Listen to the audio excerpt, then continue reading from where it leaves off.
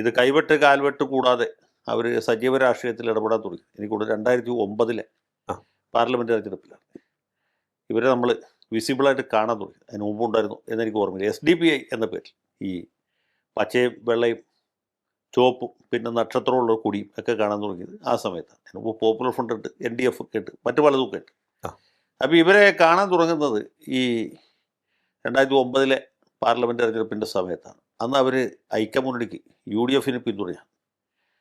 മലപ്പുറത്ത് വോട്ടെണ്ണി റിസൾട്ട് വരുന്ന ദൃശ്യങ്ങൾ അന്ന് വേറെ പ്രത്യേകതകളുണ്ട്. PDP ഇവരുടെ കൂടെയാണ്, LDF കൂടെയാണ്. അപ്പോൾ PDP ഇപ്പുറത്തായതുകൊണ്ട് പ്രത്യേകിച്ച് മുസ്ലിം ലീഗ് 2006 നിയമസഭാ തെരഞ്ഞെടുപ്പിൽ വലിയ തിരിച്ചടി ഉണ്ടായി. മുനീർ തോറ്റു, കുഞ്ഞാലിക്കുട്ടി തോറ്റു, മുഹമ്മദ് ബഷീർ തോറ്റു. അങ്ങനെ നിൽക്കുന്ന സമയമാണ്. അപ്പോൾ ലീഗ് കുറച്ചൊരു ഡിഫൻസിലാണ്, ഒരു ബാക്ക് ഫുട്ടിലാണ്.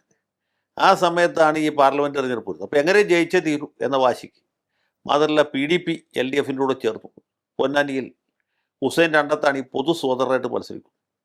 ആ സമയത്ത് ഇവരെ തോൽപ്പിക്കാൻ വേണ്ടിയിട്ട് ഈ ലീഗുകാരെ ഈ പോപ്പുലർ ഫ്രണ്ടിൻ്റെ പിന്തുണ ആവശ്യപ്പെട്ടു. ഞാൻ പറയാൻ വന്നത് അഹമ്മദ് ജയിച്ച സമയത്തുള്ള വിഷ്വൽസ് ഉണ്ടെങ്കിൽ നോക്കുക. അവിടെ ലീഗിൻ്റെ പച്ചക്കൊടിയോടൊപ്പം നമ്മൾ കാണുന്നത് NDF കൊടിയാണ്. ലീഗുകാരുടെ കൂടെ ആഹ്ലാദ പ്രകടനങ്ങളിൽ NDF പങ്കെടുക്കുന്നുണ്ട്. അതിൽ അസ്വാഭാവികമായിട്ട് എന്തെങ്കിലും ഉണ്ടെന്ന് അവർക്ക് തോന്നിയില്ല. അത് കഴിഞ്ഞ് 2010 നമ്മുടെ അധ്യാപകൻ്റെ കൈവെട്ടുന്ന സംഭവം അടുത്ത കൊല്ലം. അതോടുകൂടി ലീഗുകാർ ഇവരെ മാറ്റി നിർത്തി, ഇവരുമായിട്ട് ഒരു ബന്ധവും പാടില്ല എന്ന് തീരുമാനിച്ചു. അവിടത്തും കഴിഞ്ഞ് പിന്നെ അവർ തെരഞ്ഞെടുപ്പിൽ മത്സരിക്കാൻ തുടങ്ങി. സീലിംഗ് ഫാൻ അടയാളത്തിൽ അല്ലെങ്കിൽ മറ്റ് ചില അടയാളത്തിലൊക്കെ മത്സരിക്കും. വലിയ വോട്ടൊന്നും പിടിക്കുന്നില്ല. പക്ഷേ ഇവരുടെ പ്രവർത്തകർ വലിയ ഉത്സാഹികളാണ്. പ്രവർത്തകർ കുറവുള്ളൂവെങ്കിലും ഉള്ളവർ വലിയ ഉത്സാഹികളാണ്. അവർ നന്നായിട്ട് പ്രവർത്തിക്കും. പിന്നെ അവർക്ക് ഇഷ്ടമില്ലാത്തവരെയൊക്കെ അവർ തോൽപ്പിക്കാൻ വേണ്ട ഒത്താശകൾ ചെയ്തു. അതുകൊണ്ട് ലീഗ് പാർട്ടിക്കകത്ത് തന്നെ രണ്ടഭിപ്രായമുണ്ട്. SDPI പോലുള്ള സംഘടനകളുമായിട്ട് നമ്മൾ പരമാവധി സഹകരിച്ച് പോകണം, വെറുതെ അവരെ പിണക്കാൻ നിൽക്കണ്ട എന്ന അഭിപ്രായമുള്ള ആളുകളുണ്ട്. വേറൊരു കൂട്ടർ പറയുന്നത് അങ്ങനെയല്ല, ലീഗ് ദുർബലമാകും SDPI ശക്തിപ്പെട്ടാൽ. SDPI നമ്മുടെ ഒരു ശത്രു സ്ഥാനത്ത് നിർത്തേണ്ട കക്ഷിയാണ്. അവർ തീവ്രവാദികളായതുകൊണ്ടല്ല.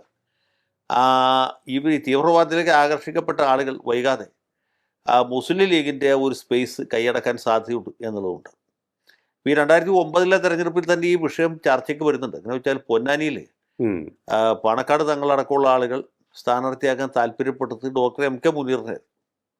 മുനീർ അന്ന് നിയമസഭാ തെരഞ്ഞെടുപ്പ് തോറ്റ് ഒറ്റക്കാലിൽ നിൽക്കുന്ന സമയം.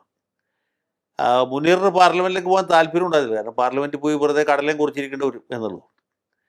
പക്ഷേ ഈ SDPIക്കാർ അല്ലെങ്കിൽ പോപ്പുലർ ഫ്രണ്ടുകാർ മുസ്ലിം ലീഗിന് ഒരു അൾട്ടിമേറ്റം കൊടുത്തു.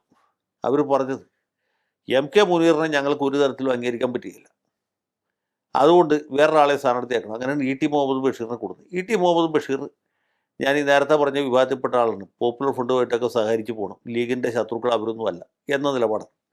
ഏതായാലും മുഹമ്മദ് ബഷീർ പൊന്നാനിയിൽ മത്സരിച്ചു, അദ്ദേഹം ജയിച്ചു, നല്ല ഭൂരിപക്ഷത്തിൽ തന്നെ ജയിച്ചു.